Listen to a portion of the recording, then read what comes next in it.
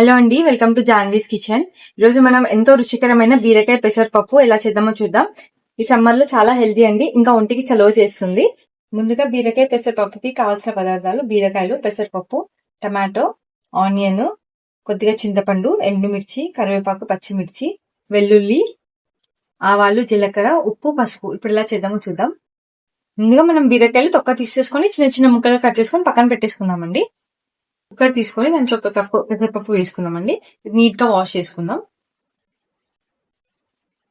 ఇప్పుడు దీంట్లోకి మనం ముందుగా కట్ చేసి పెట్టుకున్న బీరకాయ ముక్కలు వేసుకుందాం. చూడండి, ఇలా ఈ సైజ్ కట్ చేసుకుంటే సరిపోతుంది.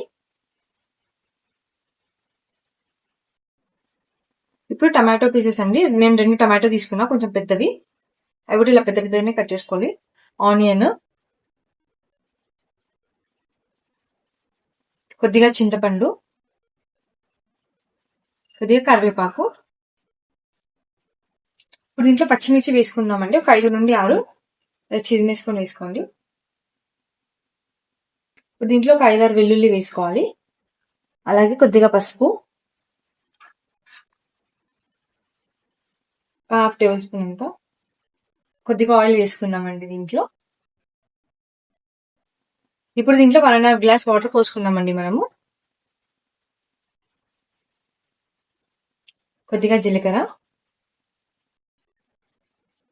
ఇప్పుడు ఇదంతా ఒకసారి బాగా కలిపేసేస్తున్నామండి. ఇప్పుడు మూత పెట్టేసుకొని ఒక 2 విజిల్స్ హై ఫ్లేమ్ లో వచ్చేలాగా పెట్టుకుందాము. చాలా మంది అంటారు పెసరపప్పు కుక్కర్ లో వేస్తే స్టిక్కీగా ఉంటుందని. అలా ఏం లేదండి, వాటర్ కొంచెం ఎక్కువ పోసుకొని ఒక 2 విజిల్స్ లో అయితే కుక్ అయిపోతుంది. ఎక్కువసేపు పెట్టుకుంటేనే మనకి అలా అవుతుంది. చూడండి, 2 విజిల్స్ తర్వాత పప్పు ఇలా ఉడికిపోయింది. ఇప్పుడు దీన్ని ఒక 5 మినిట్స్ స్టవ్ పైన పెట్టేసుకుందామండి, ఉడికించుకుందాం. ఒక 5 నిమిషాల వరకు ఉడికించుకుందామండి. ఇలా చేయడం వల్ల పప్పు అనేది మనకి స్టిక్కీగా ఉండదు, మంచిగా ఉంటుంది. ఇలా ఉడుకుతున్న టైంలో ఒక 2 టేబుల్ స్పూన్ వరకు సాల్ట్ వేసుకుందామండి. చూడండి, పప్పు ఉడికిపోయింది. ఇప్పుడు స్టవ్ ఆఫ్ చేసేసుకుందాం. ఇప్పుడు ఇది లైట్ గా రుబ్బుకుందామండి, ఎక్కువ ప్రెషర్ ఇవ్వకుండా జస్ట్ ఇలా పచ్చిమిర్చి మెదిగేలాగా రుబ్బుకుంటే సరిపోతుంది.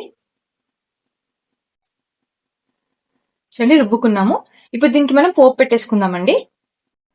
ఇప్పుడు స్టవ్ వెలిగించుకొని ఒక ప్యాన్ పెట్టుకుని ఆయిల్ వేసుకుందామండి. ఒక 1/2 కప్పు ఆయిల్ వేడెక్కిన తర్వాత దీంట్లో వెల్లుల్లి వేసుకుందామండి కొన్ని. అలాగే ఆవాలు, జీలకర్ర. ఇప్పుడు దీంట్లో 4 నుండి 5 ఎండుమిర్చి వేసుకోవాలి.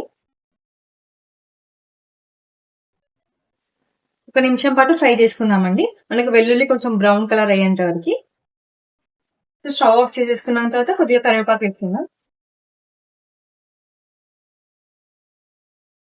ఇప్పుడు మనం పెట్టుకున్న పోపుని పప్పులోకి ట్రాన్స్ఫర్ చేసేసుకుందామండి. అంతే అండి, ఎంతో టేస్టీగా ఉండే బీరకాయ పెసరపప్పు రెడీ అయిపోయింది. మీకు కనుక ఈ వీడియో నచ్చినట్లయితే మన వీడియోని లైక్ అండ్ షేర్ చేయండి. అలాగే మన ఛానల్ సబ్స్క్రైబ్ చేసుకోండి. Thank you for watching.